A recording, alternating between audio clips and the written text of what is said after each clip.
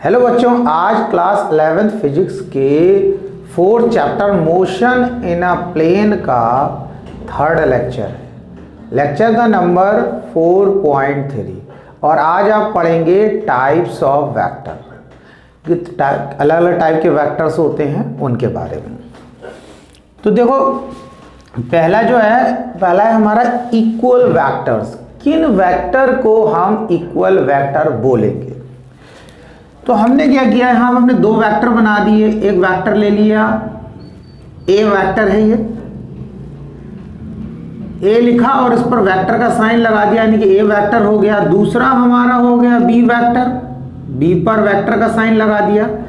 जिस पर ये एरो का साइन लगा होगा वो फिजिकल क्वांटिटी वेक्टर क्वांटिटी होगी। उसको अभी समझना है। जैसे मैं क्या करता हूं, मैं लिखता हूं फोर्स, इस पर मैंने ये एरो लगा दिया, इसका मतलब फोर्स वेक्टर क्वांटिटी है।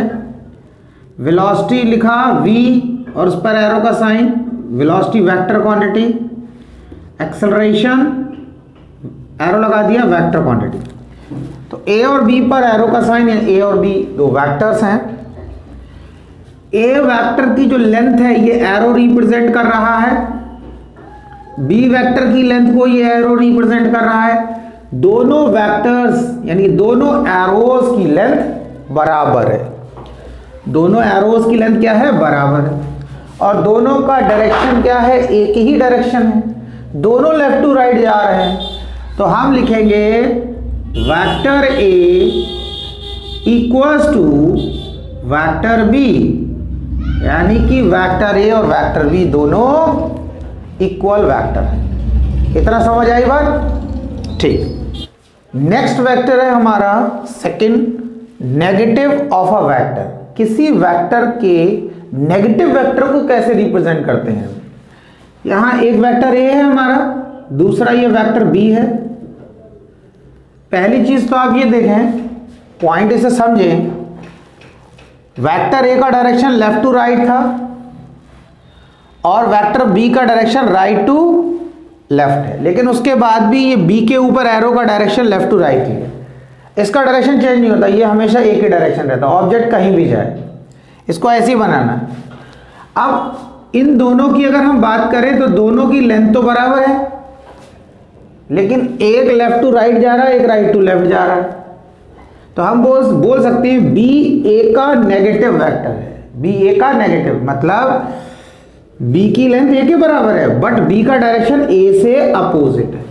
तो हम इसको लिखेंगे कैसे? हम लिखेंगे वेक्टर a पॉजिटिव x की तरफ जा रहा है और वेक्टर b ये हमारा नेगेटिव की तरफ जा रहा है, तो यहां माइनस लगा। दोनों माइनस साइन क्या इंडिकेट कर रहा है कि दोनों का डायरेक्शन एक दूसरे के अपोजिट है, एक दूसरे के अपोजिट, एक लेफ्ट टू राइट, एक राइट टू लेफ्ट। तो दूसरा हो गया हमारा नेगेटिव ऑफ अ वेक्टर। तीसरा आपको समझना है modulus of a vector. Modulus of a vector, modulus of a vector का मतलब होता है मॉड। आप समझ, जैसे ऐसे लिखा होता है, एक वेक्टर लिखा है a। अब अगर हम इसका मॉड कर दें तो इसका मीनिंग क्या होगा? मॉडुलस ऑफ अ वेक्टर का मीनिंग क्या होगा? सपोज कर लो हमने इस ए वेक्टर का मॉड कर दिया, यानी कि हमने इसको लिखा ए वेक्टर लिखा है और ये दो लाइन ऐसे बना दी, तो कहते इसको बोलते हैं मॉडुलस ऑफ अ वेक्टर, यानी कि एक वेक्टर का मॉड कर दिया, दो लाइनों के बीच में कर दिया मॉड। मॉड का मतलब जब हम इस तरीके से दो लाइनें लगा देते हैं, इसका मतलब अब हम इसको कैसे लिख सकते हैं? इसको ऐसे लिख सकते हैं, बिना वेक्टर के साइन के, बिना एरो के साइन के। क्यों? क्योंकि ए पर एरो लगा था, इस तरीके से ये वेक्टर क्वांटिटी थी, हमने मॉड कर दिया। मॉड का मतलब होता है हम ए के मैग्नीट्यूड को रिप्रेजेंट कर रहे हैं, उसकी न्यूमेरिकल वैल्यू को रिप्रेजेंट कर रहे हैं, उसके डायरेक्शन को रिप्रेजेंट नहीं कर रहे। जो मैं आपके एग्जांपल बताऊं, आपने फोर्स पढ़ा, फोर्स वेक्टर क्वांटिटी है, इसमें मैग्नीट्यूड डायरेक्शन दोनों है, लेकिन क्या होता है, आपने 9th क्लास में पढ़ा, अभी 11th में पढ़ा, फोर्स आ जाएगा लिखा है 10 न्यूटन। अब भैया 10 न्यूटन है, लग किस तरफ रहा है, डायरेक्शन का तो कुछ पता नहीं चल रहा है इसमें, क्योंकि यहां पर जो F है, फोर्स है हमारा, वो है तो वेक्टर, लेकिन हमने उसके सिर्फ मैग्नीट्यूड न्यूमेरिकल वैल्यू को 10 जो है उसकी न्यूमेरिकल वैल्यू मैग्नीट्यूड है उसको रिप्रेजेंट करा, कितना फोर्स है किस डायरेक्शन में ये नहीं बता रहे हैं, तो ये क्या कहलाता है मैग्नीट्यूड ऑफ फोर्स। अब बात आती है कि अगर हम डायरेक्शन बताएं तो क्या करेंगे, तो कैसे लिखेंगे। तो देखो हम इसमें ऐसे लिखेंगे, मान लो हमने ऐसे लिखा है और इस पर वेक्टर का साइन लगा दिया। अब हम लिखेंगे, मान लिया फोर्स लग रहा है हमारा एक्स एक्सिस के अलॉन्ग, तो हम लिखेंगे 10I न्यूटन। 10I न्यूटन ये बता रहा है कि ये, और हम यहां पर 10I न्यूटन ये बता रहा है कि ये जो फोर्स है ये हमारा फोर्स एक्स एक्सिस के अलॉन्ग लग रहा है। कैसे पता लगा, ये आई यूनिट वेक्टर किसको रिप्रेजेंट करता है, एक्स एक्सिस को। देखो 3 यूनिट वेक्टर हैं आई जे के, 3 यूनिट वेक्टर्स हैं आई जे के, तो उसको समझना है। आई यूनिट वेक्टर जो है इस तरीके से हमने ऐसे बनाया, ये एक्स एक्सिस हो गया, ये वाई एक्सिस हो गया, ये जेड एक्सिस एक्चुअल में ऐसा होता है, लेकिन ऐसे लाइन कैसे बनाएंगे तो उसको ऐसे बना देते हैं। तो ये एक्स एक्सिस, ये वाई एक्सिस, ये जेड एक्सिस,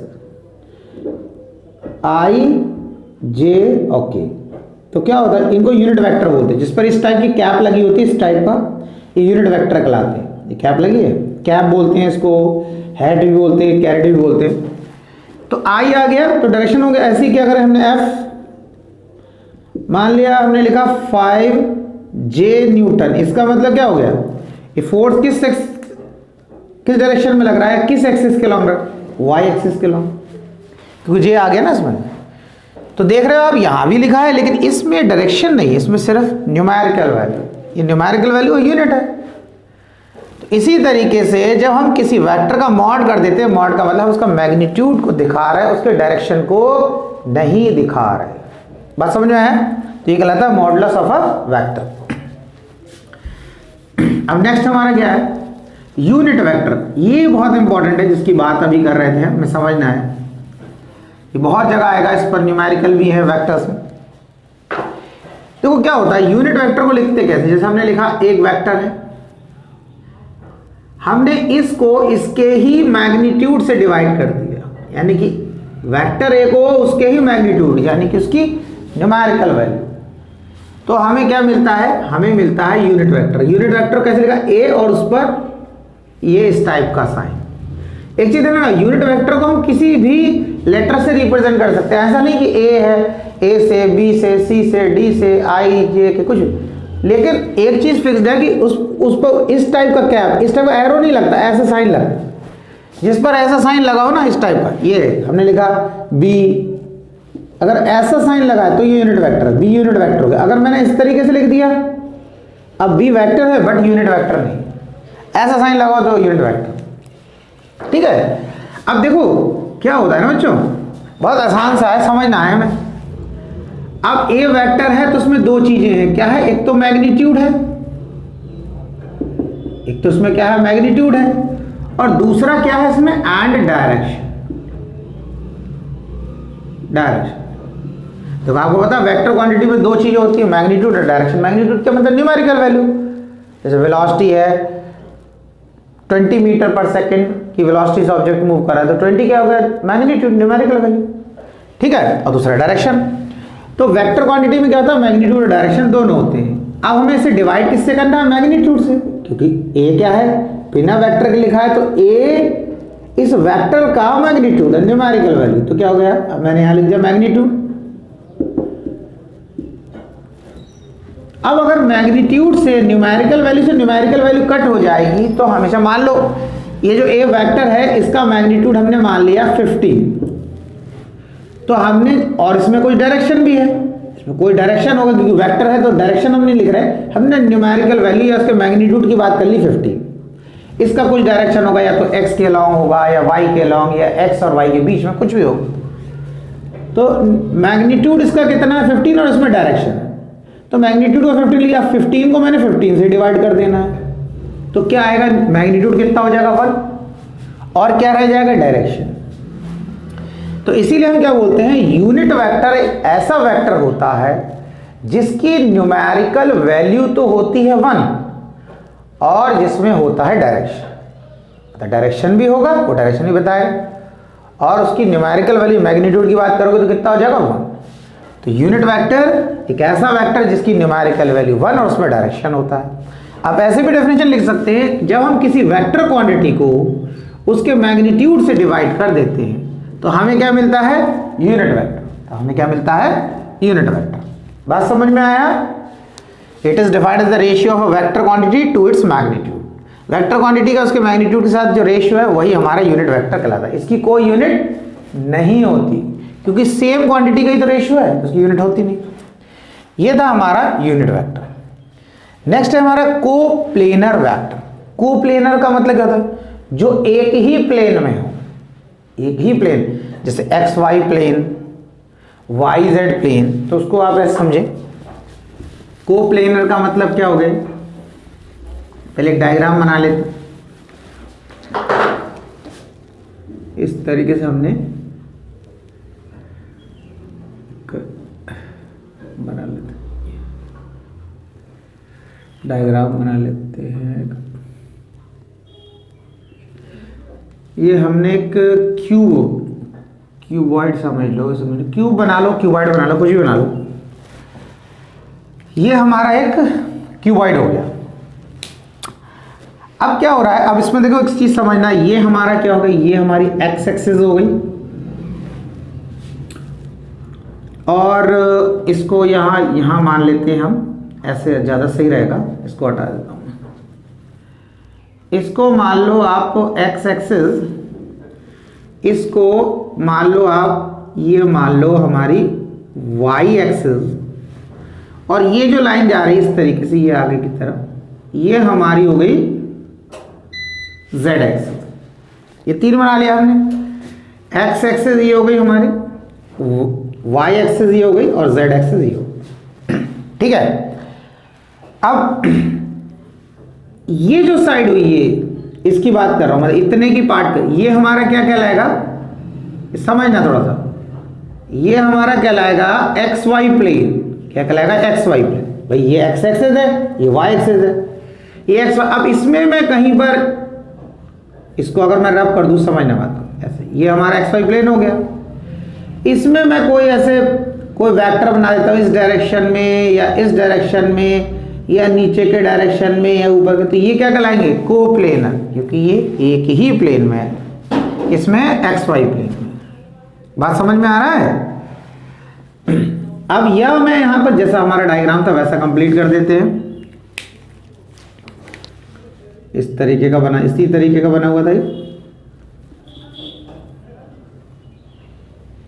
इस तरीके। ठीक।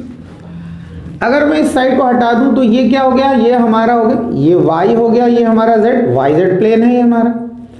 इस साइड पर अगर मैं कोई एरो बनाता हूं इस तरीके का, इस तरीके का या इस तरीके, तो ये वाई जेड प्लेन में है, तो ये एक ही प्लेन में। तो ये सारे वेक्टर्स, अगर मान लो ये ए वेक्टर है, ये बी वेक्टर्स, ये सारे क्या करेंगे, कोप्लेनर। एक प्लेन में, एक्स वाई प्लेन में, वाई जेड प्लेन में, जेड एक्स प्लेन में, एक प्लेन में है, वो कोप्लेनर वेक्टर कहलाएंगे। इतना क्लियर हो गया? ये हमारा था कोप्लेनर वेक्टर। उसके बाद हमारा जो नेक्स्ट है वो है को इनिशियल वेक्टर। को इनिशियल का मतलब होता है जिसका इनिशियल पॉइंट एक ही हो, यानी कि एक वेक्टर ए है, दूसरा वेक्टर हमारा बी है, तीसरा वेक्टर हमारा सी है। तो अब ये देखो भाई, ए भी इस पॉइंट से स्टार्ट हो रहा है, बी भी इस पॉइंट से स्टार्ट हो रहा है, सी भी, इनका सबका ए बी सी का इनिशियल पॉइंट ये हो गया ओ, तीनों का इनिशियल पॉइंट एक ही है, तो ये क्या कहलाएंगे, को इनिशियल वेक्टर। तीनों का इनिशियल पॉइंट सेम है। ठीक। अब नेक्स्ट देखना है हमें, नेक्स्ट में क्या है हमारा, कोटर्मिनस।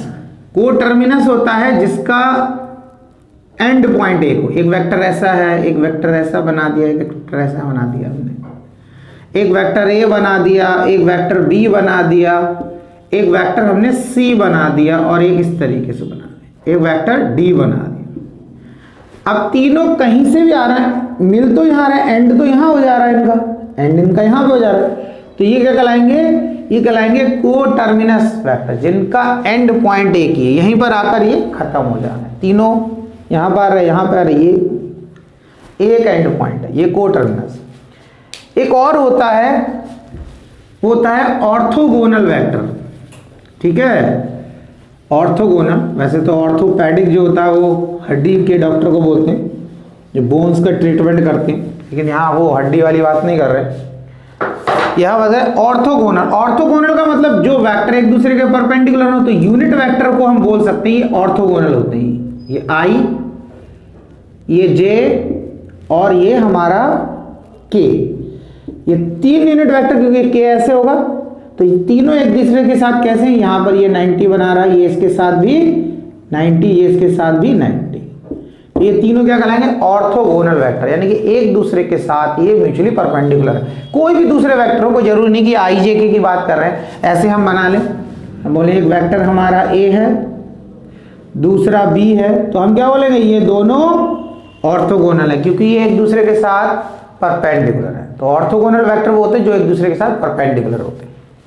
नेक्स्ट है जीरो वेक्टर। इसको समझना है जीरो वेक्टर क्या होता है। देखो क्या होता है सर कि जब स्केलर और वेक्टर की आपने डेफिनेशन पढ़ा, उसको समझा, तो उसमें क्या हुआ कि कहा वेक्टर क्वांटिटी वो होती है, डेफिनेशन ध्यान देना, जिसमें मैग्नीट्यूड और डायरेक्शन दोनों होते हैं और वेक्टर लॉस को फॉलो करती है।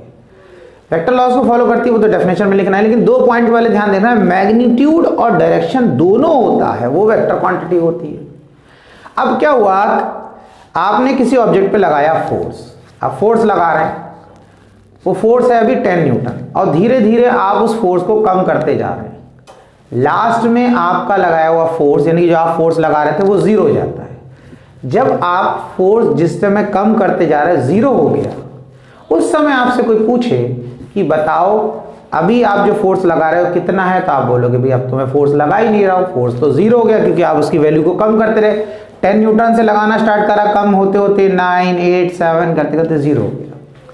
तो आपने कहा अब मैं जो फोर्स लगा रहा हूँ वो जीरो है।